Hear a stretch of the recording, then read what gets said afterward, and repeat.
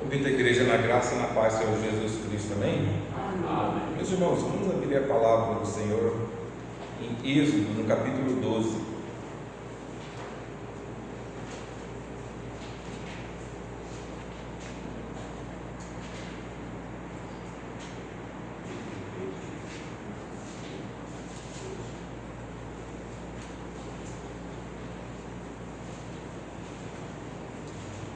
Êxodo, capítulo 12. Os irmãos acompanhem e vou fazer a leitura. E falou o Senhor a Moisés e a Arão na terra do Egito, dizendo: Este mesmo mês vos será o princípio dos meses. Este vos será o primeiro dos meses do ano. Falai a toda a congregação de Israel, dizendo: Ao 10 deste mês, tome cada um para si um cordeiro, segundo a casa dos pais, um cordeiro para cada família.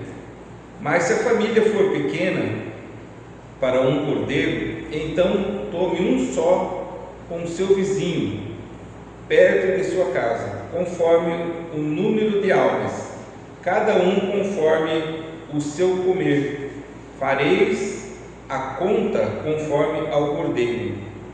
O cordeiro ou cabrito será sem mácula, um macho de 1 ano, o qual tomareis das ovelhas ou das cabras. E o guardarei até o 14º dia deste mês, e todo o ajuntamento da congregação de Israel o sacrificará à tarde. E tomarão do sangue e poloão em ambas as ombreiras e na verga da porta da casa em que comereis. E naquela noite comerão a carne assada no fogo, com pães asmos, com ervas amargas a comerão. Não comereis dele cru, nem cozido em água, senão assado no fogo. A sua cabeça com os seus pés e com as suas fressuras, e nada dele deixareis até amanhã, mas o que dele ficar até amanhã queimareis no fogo. Assim, pois, o comereis: os vossos lombos cingidos, os vossos sapatos nos pés e os vossos cajados na mão, e o comereis apressadamente. Esta é a Páscoa do Senhor. Amém? Poderoso Deus, eterno Pai, diante de Ti, Senhor, nos encontramos, Senhor Deus.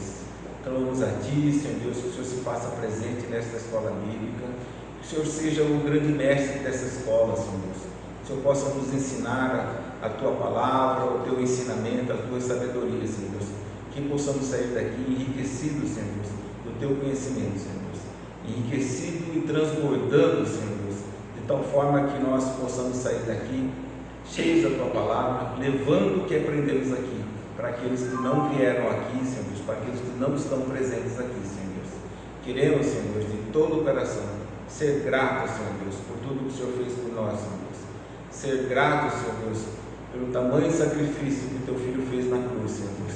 Ser gratos, Senhor Deus, porque mesmo não merecendo, Senhor Deus, mesmo estando em pecados, mesmo sendo inimigos do Senhor, o Senhor nos amou e nos abençoou, Senhor Deus, com o entendimento da Tua palavra, com o entendimento de que somos pecadores e não somos merecedores do céu, Senhor Deus.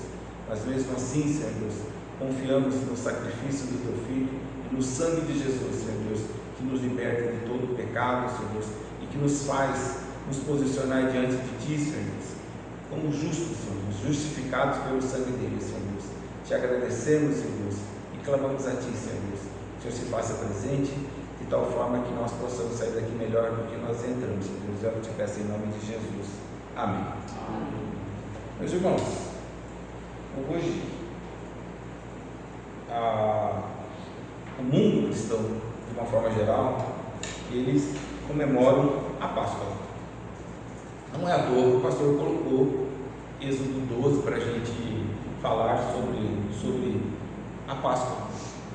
E confesso aos irmãos que antigamente eu via noticiário às vezes quando aparecia assim: a Páscoa judaica e a Páscoa cristã caíram na mesma época e pareciam coisas diferentes, a Páscoa judaica e a Páscoa cristã. E a gente vai entender que elas têm o mesmo significado, né? Seja a Páscoa dos judeus, seja a Páscoa dos cristãos, ela faz parte de uma revelação que Deus faz. Deus se revela gradativamente na sua palavra. Então, quando ocorreu a Páscoa para os judeus, teve uma simbologia e tem uma simbologia para os judeus, embora eles não liguem essa simbologia para Cristo. Nós, como cristãos, nós olhamos para a Páscoa, ou devemos olhar para a Páscoa, como uma simbologia daquilo que Cristo fez na cruz. O que significou para o judeu deve significar para nós também. E vai muito além, na verdade, todas as festividades, todas as datas importantes do cristianismo, o mundo ele corrompe nessa data, e não é diferente com a Páscoa. Hoje muitos festejam a Páscoa lembrando de um coelho, lembrando de chocolate, que são símbolos que foram acrescentados diante de uma comemoração santa, porque ela nos leva como um memorial daquilo que foi feito no Egito, que faz menção àquilo que foi feito na cruz por Cristo, na ressurreição de Cristo. Então, o mundo ele aproveita essa data, semelhante ao que acontece com o Natal, por exemplo. Nós deveríamos comemorar o nascimento de Cristo, embora 25 de dezembro não seja o nascimento de Cristo, mas a igreja aceita como o nascimento de Cristo. E ali o mundo coloca uma série de simbologia para poder tirar o verdadeiro significado do Natal. Na Páscoa não é diferente, coloca-se uma série de simbologia para tirar o verdadeiro sentido da Páscoa, o símbolo, a memória de que representa a Páscoa. Embora para nós evangélicos a Páscoa, o que lembra o sacrifício, que lembra a ressurreição, para nós ela é realizada na Santa Ceia. Ela é realizada quando nós fazemos a cerimônia da Santa Ceia, nós lembramos do sacrifício de Cristo, nós lembramos de tudo aquilo que Ele fez. Inclusive esta noite nós teremos Santa Ceia. Inclusive é por isso que o pastor não está aqui, porque ele está realizando a Santa Ceia lá no município de Bonito, na igreja de Bonito, cumprindo o papel dele de levar essa cerimônia. Então nós estamos no dia que nós comemoramos, lembramos desse sacrifício, do que representa a Páscoa para nós cristãos evangélicos. Então hoje o que nós trataremos basicamente será a questão do capítulo 12 de Êxodo. E o capítulo 12 de Êxodo, ele faz o relato de como foi a Páscoa para o judeu que estava no Egito. E aí o pastor colocou aqui algumas situações para que a gente pudesse lembrar do que acontecia nessa época, o que era, como uma forma de nos relembrar do que estava acontecendo naquela época no Egito, e também podemos fazer uma correlação com nossos dias. O tema é o sangue que livra, juízo, redenção e vida em Cristo. Embora o texto de Êxodo 12 vai relatar o que aconteceu no Egito, nós vamos fazer uma ligação com o nosso tema de hoje, tá? Então, só para a gente recapitular, o que acontecia naquela época. Israel estava escravizado há cerca de 430 anos, está em Êxodo 12:40, Deus já havia enviado 9 pragas, e a última praga seria justamente a passagem, né, do Senhor sobre o Egito e trazendo a mortalidade dos primogênitos. E aí a gente vai tocar nessa questão aqui, que essa passagem, esse juízo, na verdade, fala passagem, a parte que significa passar por cima, né? Mas o juízo, ou seja, o juízo de Deus, ele iria passar sobre o Egito, e esse juízo, ele atingiria não só os egípcios, mas todos aqueles que não fizessem o ritual que Deus mandou que eles fizessem, com relação a passar o sangue nas vergas e no portal das casas onde eles comeriam o cordeiro. É preciso notar que ele não disse assim: não passe o sangue na sua casa. Ele disse que era para passar o sangue na casa onde eles comessem o cordeiro, porque está aqui falando que o vizinho vocês podiam juntar em vizinhos, então eles iriam comer, e onde eles comessem, eles passariam o sangue. E ali já haviam umas 9 pragas acontecidas, e a gente precisa lembrar, com relação a essas 9 pragas, que a princípio, nas primeiras pragas, não havia credibilidade, porque os próprios egípcios podiam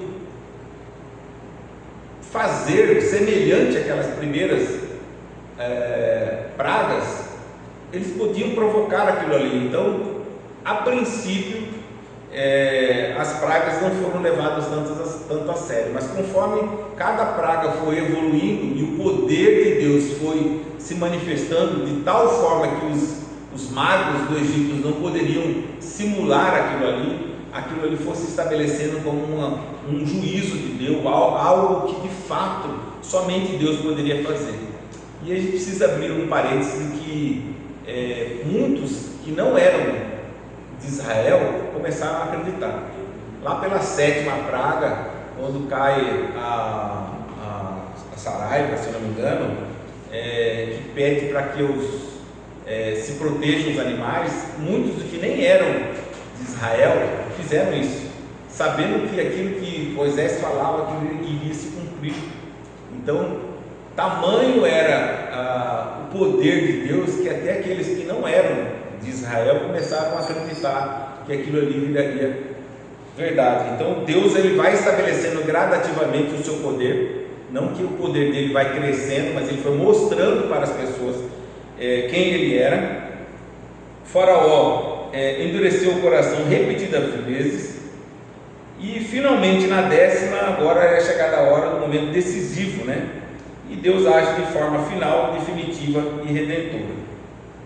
Nesse capítulo 12 de Êxodo, o pastor ele diz assim que esse capítulo é fundamental para responder algumas perguntas. Ele cita aqui 5 perguntas: como Deus julga o pecador, como Deus salva um povo culpado, qual é o papel do sacrifício, como isso aponta para Cristo e o que isso exige de nós hoje. Nós esperamos que no decorrer desta aula essas respostas possam ser respondidas no coração de vocês, ou aqueles que já sabem como que isso acontece, possa ser relembrada e fixada no coração de cada um. Primeiro tópico que o pastor colocou aqui, uma abordagem histórica de como que era e o contexto e o significado original. Primeiro, o cenário do Egito, só para a gente contextualizar e ver como que era o Egito, né? E até se contextualizar com relação ao tempo de hoje. Israel está no Egito, provavelmente na região de Gósen, porque quando os filhos de Jacó chegam, José diz que aquela região de Gósen é uma região propícia para a criação, então era ali que provavelmente eles ficariam. Então, provavelmente é nessa região que eles estão. É um povo numeroso. A Bíblia relata que quando eles saíram do Egito, era pela conta 600 mil homens, mas contava-se apenas os homens aptos ao serviço militar, entre aspas, homens acima de 20 anos. Se a gente fosse contar, eu fiz uma pesquisa, não tem um número exato, porque é difícil dizer biblicamente qual seria, mas nessa conta de 600 mil, seria apenas os homens. Então eles fazem a conta que desses aí estariam o mesmo número de mulheres, mais os velhos, crianças.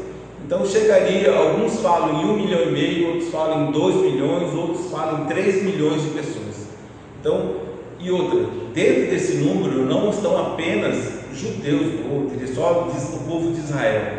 Também a Bíblia relata que havia uma mistura de pessoas, ou seja, são pessoas talvez escravos de outras nações e talvez até mesmo egípcios que acreditaram, baseado nas pragas, começaram a acreditar nesse Deus que eles estavam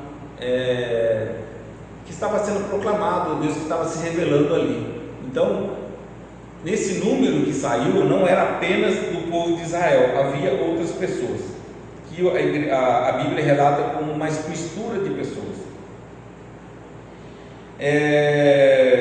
Israel estava escravizado brutalmente, né?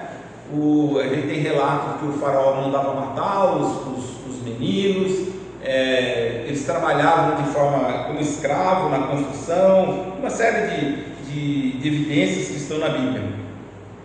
Israel não tinha poder político ou militar. E o Egito? O Egito era a maior potência da época, não existia nada mais potente do que o Egito naquela época. Seria como se a gente tivesse uma correlação com hoje com os Estados Unidos. Nós estamos tendo uma guerra ali que está acontecendo, um conflito que está acontecendo na região do Irã, e os Estados Unidos vem demonstrou na Venezuela, demonstrou o poderio que eles têm com relação ao armamento e tecnologia de destruição e tudo mais. Então, hoje, reconhecidamente, os Estados Unidos é a maior potência bélica que tem, e semelhantemente era o Egito naquela época. Religiosamente era um povo idólatra, eles tinham uma série de ídolos, né? Inclusive o faraó era considerado um deus, e cada praga que foi dos 9, cada praga que acontecia ali, na verdade era Deus humilhando um deus que existia no Egito. A 10ª praga, porém, não era apenas um julgamento, era um golpe na estrutura espiritual e social do Egito. Deus, ele institui a Páscoa e ele diz que a partir daquele momento tudo seria novo, né? Ele diz: esse mês será o principal, está no versículo 2 de Deuteronômio, no versículo 2 do que nós lemos, e Deuteronômio 16:1. O que isso significa? Um novo começo, uma nova identidade, uma nova história, e libertação passa a definir o povo. Isso se aplica, irmãos, não só ao povo judeu, mas também se aplica a nós. Sempre que a gente vai fazer essa correlação à libertação do povo no Egito, como a nossa libertação do pecado, quando nós fomos regenerados por Deus. Nós estamos estudando na escola bíblica essa ordem da salvação, né? E uma das fases, uma das etapas da ordem da salvação está no processo da regeneração. Então, isso se aplicou lá naquela época e se aplica em nós. Então, um novo começo, uma nova identidade, uma nova história e uma libertação passa a definir o povo. Ou seja, a partir disso aí você é uma nova pessoa.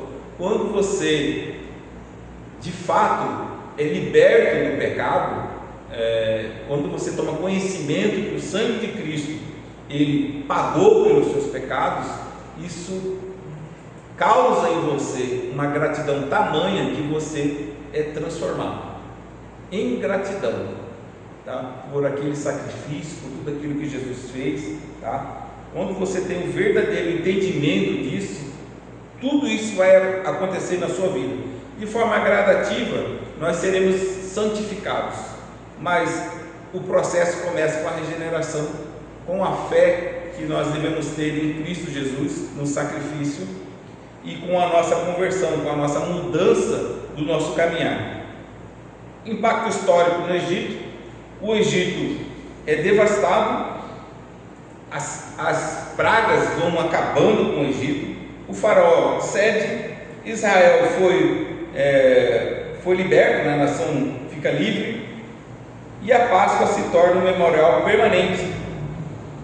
Deus diz em Êxodo 12, versículo 14: este dia vos será como um memorial.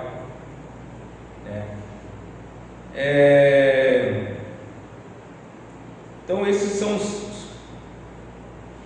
são as abordagem histórica sobre a questão da época. Agora nós vamos entrar com relação ao juízo. Isso é muito importante, irmãos, porque por muitas vezes a própria pregação de João Batista e de Jesus, ela vem de encontro a isso. Quando a primeira pregação de João Batista é: arrependei-vos, porque está próximo o reino dos céus. A primeira pregação de Jesus é a mesma: arrependei-vos, porque está próximo o reino dos céus. O que ambos estão dizendo aí? Mude sua vida, porque vai chegar o juízo de Deus.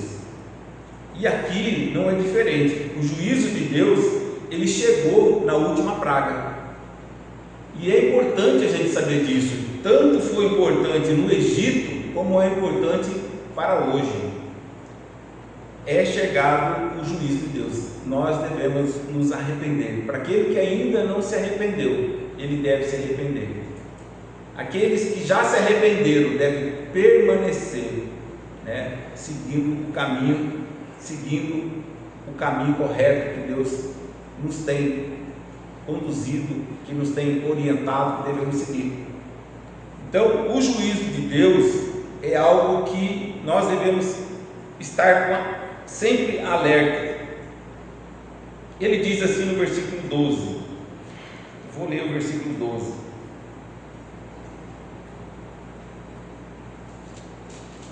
e eu passarei pela terra do Egito esta noite e ferirei a todo o primogênito na terra do Egito, desde o homem até os animais, e em todos os deuses do Egito farei juízo, eu sou o Senhor. Então Deus diz no versículo 12 que ele iria trazer juízo.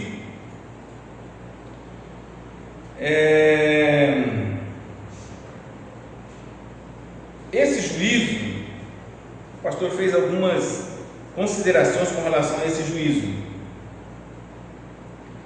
Primeiro, o juízo, ele é universal. Quando Deus diz que ele iria trazer juízo no Egito, ele ainda hoje ele está dizendo: eu vou trazer juízo sobre a terra. E esse juízo, ele será universal, ou seja, ele virá sobre todos. Todas as casas seriam atingidas, todas. Ele não diz: trarei juízo ao povo egípcio. Ele fala: trarei juízo sobre o Egito, ou seja, sobre as pessoas que moram no Egito. Israel também não escaparia naturalmente desse juízo. O problema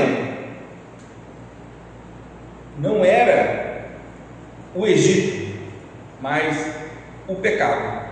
Então o juízo viria não sobre o povo egípcio, mas para todos aqueles que moravam no Egito. A aplicação para nós é que o juízo ele vem para todos, independente de quem seja. O juízo ele vem. Por que ele vem?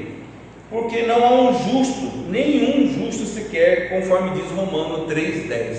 Não há um justo sequer. Deus ele é justo, e por ser justo ele vai aplicar o juízo sobre todos. Todos, nenhum escaparia desse juízo. O juízo é universal, ele vem sobre todos. o juízo é justo. E aí o pastor diz assim: o Egito oprimia Israel, o mundo nos oprime também. Houve endurecimento contínuo, Deus respondeu com justiça. Então, Deus aplica o juízo porque Ele é justo. Quando Ele diz ali, não há um justo sequer, significa que ninguém passaria por esse juízo, livre desse juízo, por sua própria vida, pela sua própria justiça. Ninguém, seja naquela época, seja na idade, nosso tempo atual. O juízo é pessoal. Cada casa enfrentaria a morte. Não era seletivo apenas, era individual. Cada um de nós dará conta de si mesmo a Deus, conforme Romanos 14, 12. Então, diante dessas afirmações que o pastor colocou aqui, 3 afirmações com relação ao juízo: que o juízo é universal, que o juízo é justo e o juízo é pessoal, ele fez algumas aplicações. O juízo de Deus não é simbólico, ele é real. Nós devemos acreditar que esse juízo vem, tá? O pecado tem consequência, e a consequência é o juízo de Deus. Nenhum ser humano escapa por si mesmo, ou seja, o fato de eu fazer boas obras, o fato de eu fazer boas ações, isso não apaga o pecado, não apaga as consequências, ele não serve como mérito, como pagamento por aquele mal que eu fiz.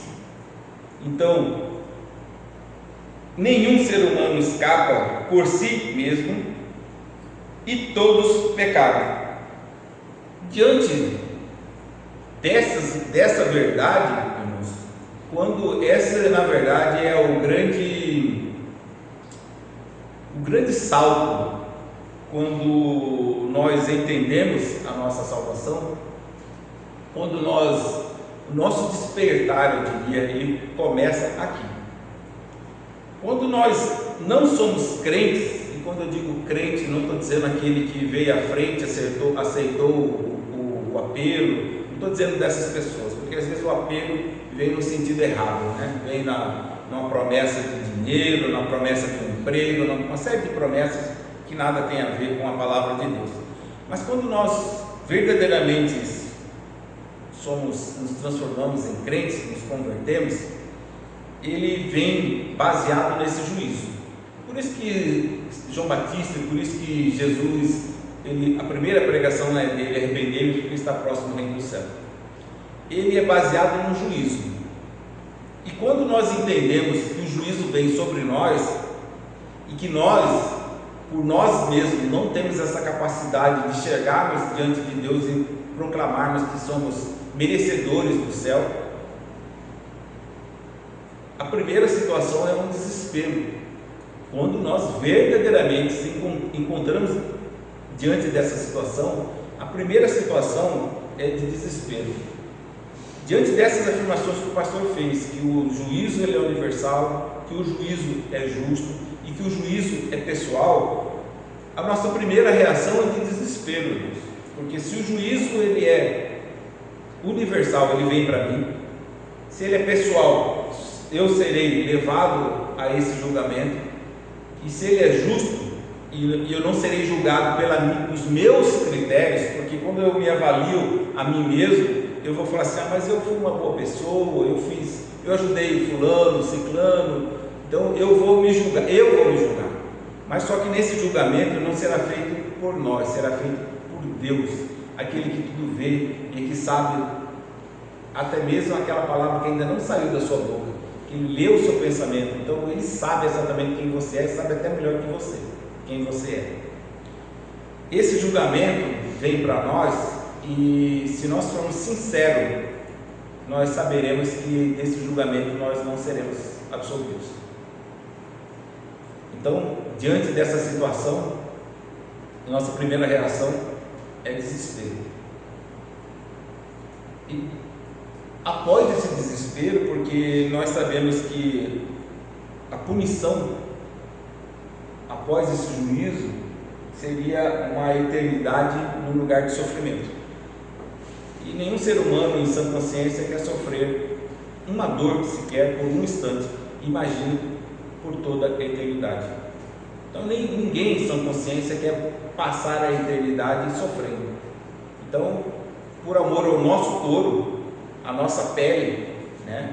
Não há amor a Deus, primeiramente amor a nós, porque nós somos muito egoístas. Quando nós nos deparamos nessa situação do juízo que vem para todos, para a humanidade, e a gente não quer passar por esse juízo, a primeira situação é uma situação de desespero. E aí nós tendemos a procurar uma solução e uma saída. E aí, aqueles que se deparam, às vezes, como o irmão Lucas diz, que às vezes a gente ouve a pregação, às vezes a gente vem à igreja, né? E às vezes a gente nem assimila, né, o que é dito.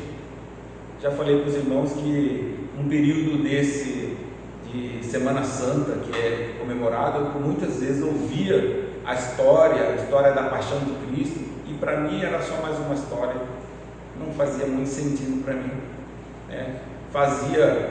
Entrava num ritual que se faz sem entendimento nenhum, e isso é corriqueiro entre cristãos, né? Entre não cristãos, a pessoa é corriqueiro todo mundo entregar um chocolate, alguma coisa, e nem entende por que está se comemorando a Páscoa. Então, assim, é normal que isso aconteça no mundo, né? Mas a gente não entende o verdadeiro significado da cruz, o verdadeiro significado da ressurreição. E quando você vai buscar esse entendimento, você vai entender o porquê do sacrifício, o porquê da importância da ressurreição. Porque se fôssemos olhar apenas o sacrifício de Cristo, nós teríamos junto com eles muitos mártires que sofreram muitas coisas. Isso não distinguiria Cristo de outras pessoas que sofreram diante de não negar a Deus. Então, o sofrimento na cruz, quantos foram crucificados? Então, só o sacrifício em si não levaria em si a nós exaltarmos a Jesus. Não estou dizendo que o sacrifício de Cristo não é importante, tá? Mas teve homens que também foram sacrificados, foram martirizados. Mas talvez o ponto mais importante seja a ressurreição de Cristo, porque aqueles que foram martirizados morreram, mas Cristo ressuscitou. Ele se distingue nisso aí. A ressurreição de Cristo é uma diferença muito grande para nós. Bom, diante dessa questão do juízo, nos faz primeiramente nos entristecer e nos faz buscar uma resposta para que nos livre, não do juízo, mas que o resultado do juízo, a sentença do juízo possa mudar. E aí vem todo um processo que nós devemos buscar a Deus, né? Como que isso acontece? Por que ele pagou o sacrifício? Por que ele foi para a cruz? E como que o ser humano é justificado diante desse julgamento? Nós vamos falar isso aí, e os irmãos vão entender isso aí. Então, essa questão do juízo, o pastor fez essas aplicações aí. E aí, o pastor fala mais um item aqui, a maneira da libertação, ou se vem o juízo, nós precisamos lembrar de como escapar desse juízo. E no Velho Testamento, Deus mostra como que houve uma fuga, como que Deus preparou uma fuga, no sentido de como escapar da sentença do juízo, tá? Que seria a morte eterna. E aqui está como se faria isso? Primeiro, o pastor colocou aqui um cordeiro, e Deus fala como seria feito para que esse povo não passasse pela 10ª praga. Ele diz assim: escolher um cordeiro sem defeitos, separado previamente e morto no tempo determinado. Deveria ser feito, coletado o sangue, pegar esse sangue, colocar na porta, no umbral, né? E quando Deus fosse passar, né, com a 10ª praga sobre o Egito, quando ele diz: quando eu ouvir o sangue, passarei por vós, ou seja, não aplicará o juízo sobre aquela casa onde houvesse aquele sangue. E isso tem uma simbologia para nós. Precisamos entender que existem elementos essenciais aqui. Há uma substituição. Um cordeiro morre, o primogênito vive. Ele diz na palavra que mataria o primogênito das famílias. E nessa questão do primogênito, existe um porquê do primogênito. Simbolicamente, o primogênito ele tinha um significado no Egito e mesmo na Bíblia, no Antigo Testamento. O primogênito ele era considerado a força, o melhor do homem, obtido na melhor força dele. Então o primogênito ele era considerado como a herança da família, o melhor da família. Quando morria o primogênito, era como se a genética daquela família morresse. O melhor do homem estava ali, as primícias. Quando nós entregamos o dízimo, quando nós ofertamos o dízimo, nós entregamos o melhor para Deus. E o primogênito era o melhor que existia, não só para o povo de Israel, também para o povo egípcio, para todos naquele mundo que existia. O primogênito era o melhor. Então a simbologia do primogênito era muito importante. É como se ali no primogênito estivesse a força da família. Quando você tem a morte do primogênito, era como se a família morresse. Então daí você entende a simbologia do primogênito. Tudo era destinado para o primogênito. No Egito, por exemplo, o primogênito seria quem sucederia o faraó. Então a educação do primogênito, a preparação do primogênito era tudo maior, tudo era para ele. Então, com a substituição, o cordeiro entrava morrendo e o primogênito manteria-se vivo. E aí o pastor fez ligou, né, essa ligação do cordeiro a Jesus, né? E aí ele cita Isaías 53:6, que diz: o Senhor fez cair sobre ele a iniquidade de nós todos. Então Isaías 53, ele está falando de Jesus. Cerca de, se eu não me engano, 300 anos antes de Cristo, se eu não me engano, não me lembro exatamente a data, mas muito tempo antes de Cristo, né? Ele está prevendo, né, que o Messias ele iria carregar os nossos pecados e pagaria em sacrifício pelos nossos pecados. E aqui existe uma participação humana, que o pastor colocou assim, uma aplicação pessoal, né? Não basta existir o cordeiro, o sangue precisa ser aplicado. E isso, ele até lembrou aqui Romanos 5:1, que diz assim: justificados pela fé. Então o povo não bastava falar, ele só não disse assim, separai um cordeiro, que basta ter um cordeiro separado, eu ver o cordeiro separado. A hora que eu ver o cordeiro separado, mesmo se fosse separar já teria um pouco de fé, mas basta ter um cordeiro. Se tivesse só um cordeiro, eu vendo um cordeiro naquela família, eu passaria e não aplicaria o juízo. Ele diz assim, que teria que matar, coletar o sangue, e esse sangue precisaria ser colocado no portal, na verga, na porta da casa onde comeria esse cordeiro. Então existia uma participação, precisaria ter fé e obediência. O povo precisava crer e agir, mesmo sem entender plenamente. Aplicações.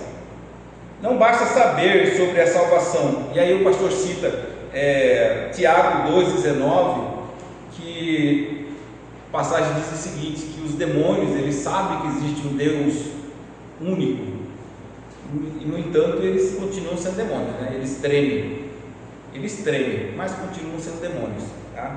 Então assim, não basta saber da salvação, é necessário se apropriar dela.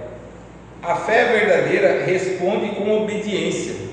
Não adianta nós falarmos assim: eu sou salvo, eu confio que o sangue de Jesus pagou pelos meus pecados. Eu preciso viver uma vida que diz que isso é verdade.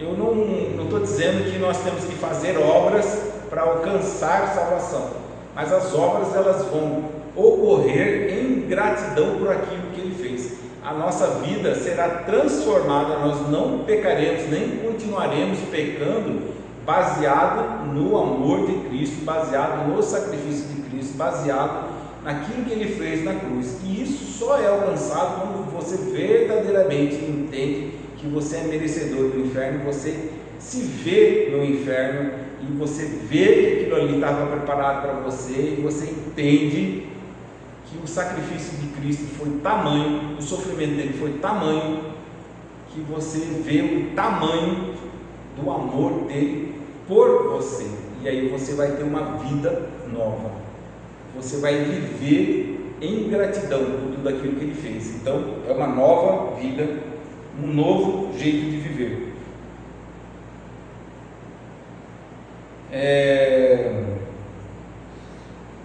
Quarto item aqui do pastor: libertação do povo. Após a praga, no versículo 31 ele diz: sai do meio do meu povo.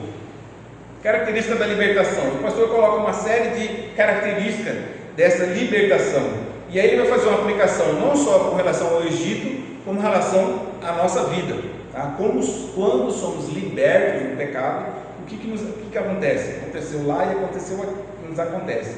Primeiro, essa libertação ela é imediata. Deus age e tudo muda. Segundo, ela é completa, nenhum deles faltou. Terceira, é poderosa. O Egito é vencido, Israel sai enriquecido, porque existe aquela passagem que quando eles saíram falando para os vizinhos, pedindo para os vizinhos, Deus moveu o coração dos vizinhos, os egípcios, tá? E os egípcios cederam para eles joias, tecidos, e não sei se os irmãos pararam para pensar, mas quando o templo é erguido e Moisés pede que eles doem para o templo, para o tabernáculo, na verdade, eles fazem doação. Se eles eram escravos, eles não tinham praticamente nada lá, né? Da onde vocês acham que vieram os tecidos e tudo mais? Da doação dos egípcios. Eles saíram enriquecidos do Egito.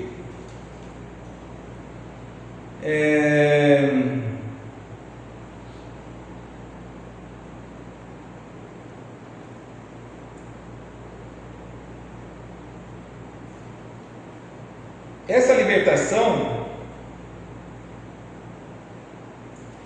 ela é o cumprimento de uma promessa. Nenhuma só palavra falhou, né? O pastor colocou aqui, está em Josué 21, 45. O pastor faz uma aplicação. A salvação não é parcial, Deus não faz metade do trabalho. Quando Ele liberta totalmente.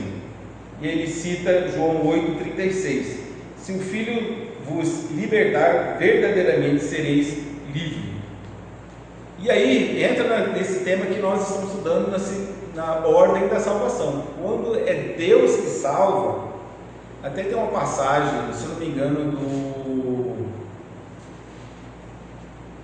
Billy Graham, que ele faz uma viagem, me perdoe se não for ele, mas a história é mais ou menos assim.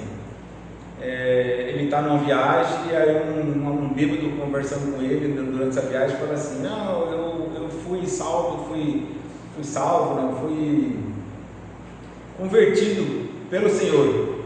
Aí ele responde: de fato você foi convertido por mim, porque se fosse convertido por Jesus, não estaria bêbado, né?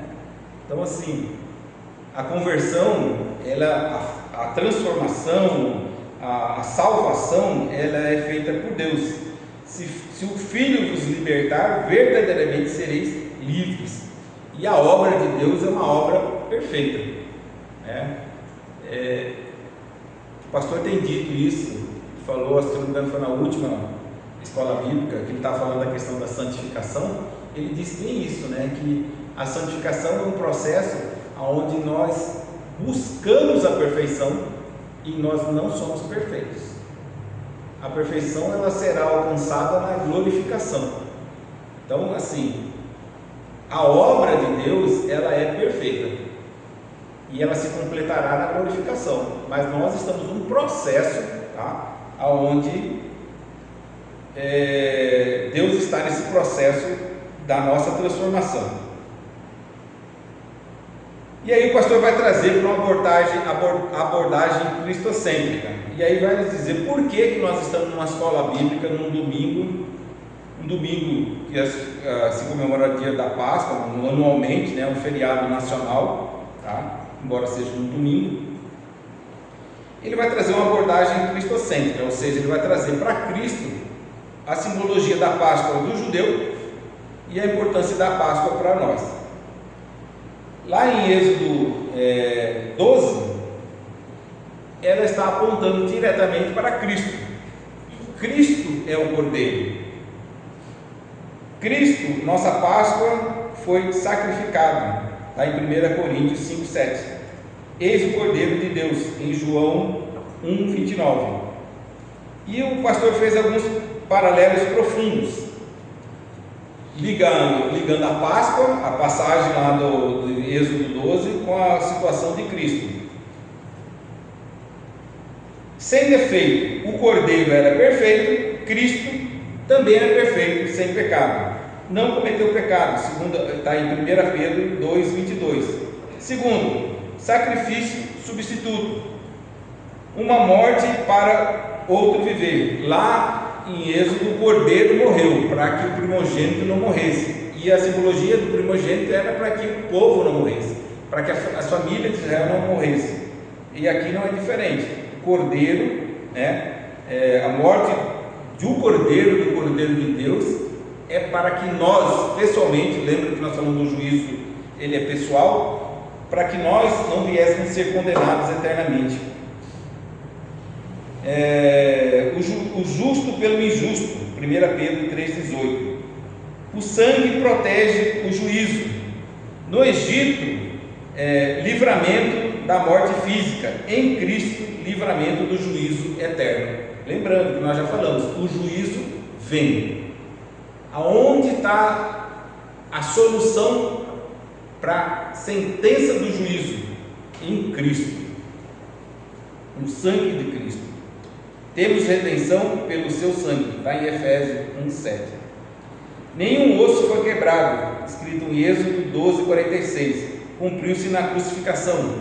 Também na crucificação, os dois que estavam ao lado de Cristo tiveram as suas pernas quebradas, mas ele já não estava mais ali, já havia morrido, então ele não teve os seus ossos quebrados, cumpriu-se ali também.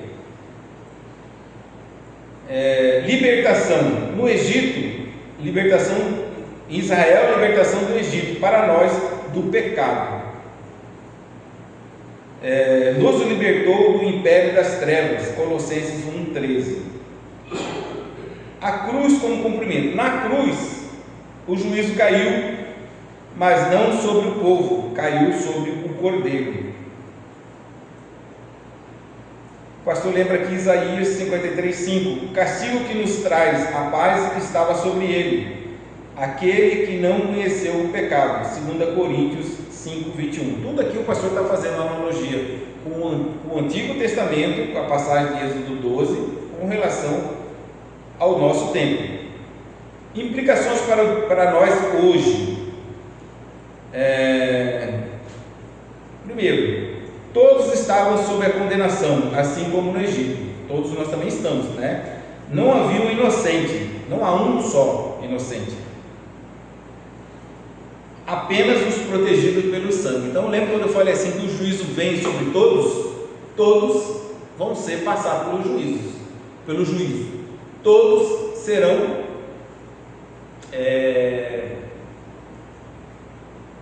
julgados. Todos serão condenados por si só, sim, mas todos serão, aqui, irmãos, muitos, eu digo assim, muitos mesmo, às vezes até entendem que Cristo existe, nos observam como evangélicos e até sabem do juízo. Muitos falam assim: quem será salvo? Ele olha para si mesmo, se vê pecador e fala assim: ninguém será salvo. Não tem ninguém perfeito aqui. Ímpios, pessoas que não creem, eles falam assim: ninguém aqui, ninguém. Ele está chegando a uma conclusão perfeita. Ninguém por si só seria absolvido desse julgamento. Isso é uma verdade. Só que ele está assimilando isso aí como se assim, o inferno é certo. E isso faz ele tomar a seguinte decisão: se o inferno é certo quando eu morrer, então eu vou viver minha vida pecando, porque no pecado que eu tenho prazer. Então, se todos vão para o inferno, que eu aproveite o tempo que eu estou aqui. E essa conclusão é uma conclusão errada. Quando ela chega à conclusão que todos pecaram e todos são merecedores do inferno, essa conclusão dela é certa. Agora, todos vão para o inferno? Não. Por seus méritos? Sim. Mas graças ao sacrifício de Cristo, nem todos vão. E isso as pessoas às vezes não entendem. A pessoa até entende que ela é merecedora do inferno e que todos, por seus méritos, teoricamente iriam para o inferno, mas não entende que há uma saída. Não entende a saída. E não entende por quê? Porque Deus não abriu o entendimento dessa pessoa. Porque esse coração ainda é um coração de pedra, que só vê o prazer do pecado. E acha que, tem muitos também que acreditam que após a morte só se apaga e não se tem mais nada. Então, apagou, não tem mais nada, não vou sofrer, não vai acontecer mais nada, vou aproveitar a minha vida. Se não existe ressurreição, comamos e bebemos, porque amanhã morreremos. É assim que as pessoas pensam.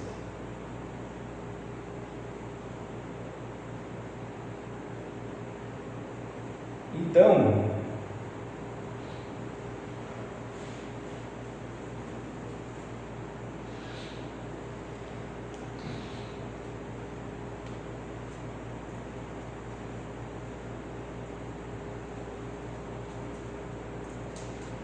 nós precisamos entender que não existe salvação sem sacrifício, né? Na anterior, o pastor diz assim: apenas os protegidos pelo sangue é que podem obter a salvação. Não existe salvação sem sacrifício. Deus não ignora o pecado. O fato de você fazer boas ações não anula o seu pecado que você fez anteriormente. Ele o julga, ou em nós, ou em Cristo, e aí ele continua sendo justo. Ninguém vai poder dizer que Deus não foi justo, porque Anderson, tendo pecado, obteve salvação, e o outro, tendo pecado, não obteve salvação. Então, Anderson merece o inferno, mas pelo sangue de Cristo, ele me julgou, né, o meu pecado, mas ele colocou em Cristo o meu pecado, e Cristo pagou o meu pecado na cruz. Sem derramamento de sangue não há remissão, está em Hebreus 9, 22. A fé precisa ser pessoal. Cada casa aplicará o sangue, isso foi no Egito. Hoje cada pessoa precisa crer. Não adianta o pai crer. Cada da família precisa crer. A salvação ela é individual. a salvação rompe rupturas. Israel saiu do Egito. Não dá para ser liberto e permanecer escravo. Vida cristã é mudança de direção. Se você foi salvo, se você entende que você foi salvo, se você entende que o sacrifício de Cristo na cruz foi por você, a gratidão é tremenda que você vai mudar de vida. Não é se você quer mudar de vida, se de fato você crê nisso, você vai mudar de vida. Se você não mudou de vida, é porque você não crê.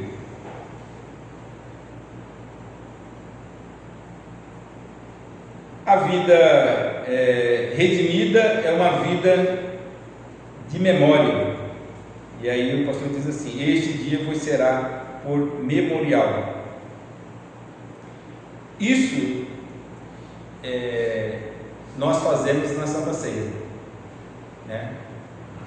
Lembramos do sacrifício de Cristo na Santa Ceia, que nós iremos ter hoje à noite aqui na igreja.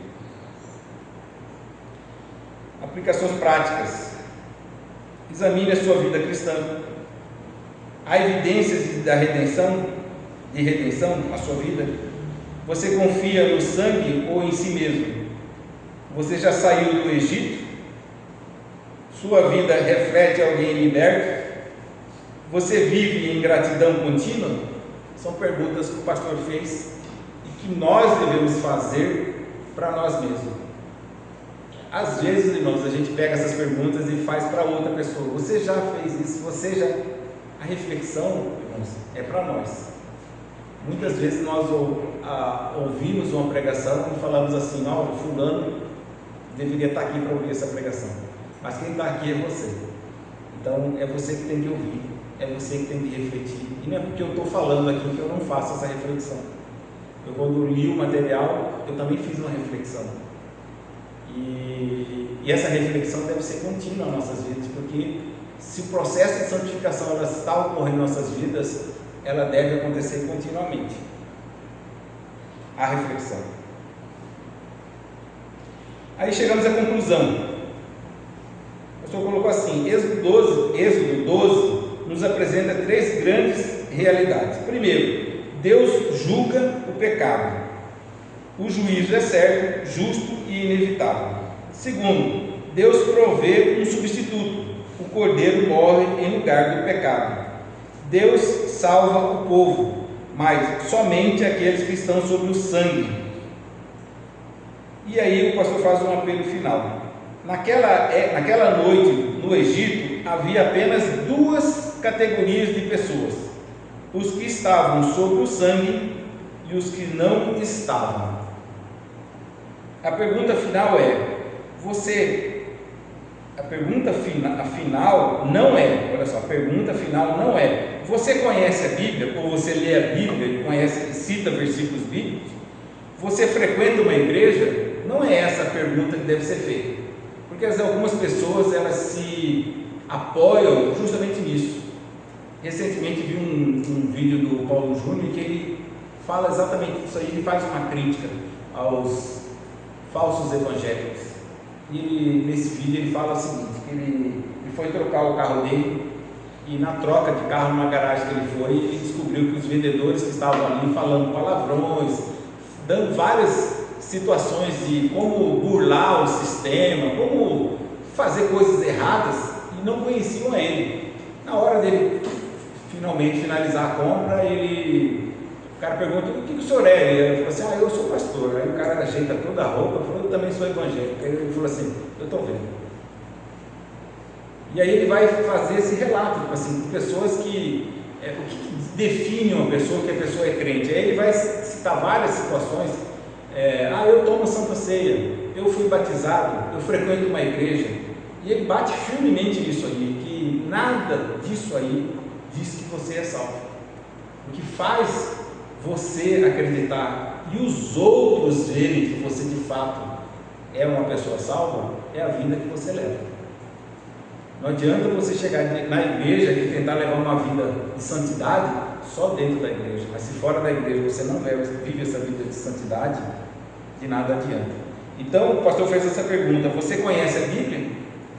Você frequenta uma igreja? Nada disso vale. Mas sim, a pergunta que o pastor colocou assim: em quem temos redenção pelo seu sangue? Está em Efésios 1,7. Você está debaixo do sangue do Cordeiro? Essa é a pergunta que nós devemos fazer. Quando chegar o juízo, e ele vai chegar, quando chegar o juízo, você está apoiado em quê? Nas suas obras? No que você fez? Em quantas vezes você frequentou a igreja? Em quantos anos você é crente? Em quantas santas ceias você tomou? Quantas vezes você pregou? Esse será o cartão que você apresentará para o juiz naquele dia? Não. A nossa confiança, ela deve estar no sacrifício e no sangue de Cristo. Amém, irmãos? Aqui a gente encerra, né, a nossa escola bíblica e abra os irmãos, caso alguém queira fazer alguma observação ou completar ou fazer alguma pergunta com relação àquilo que nós estudamos hoje aqui.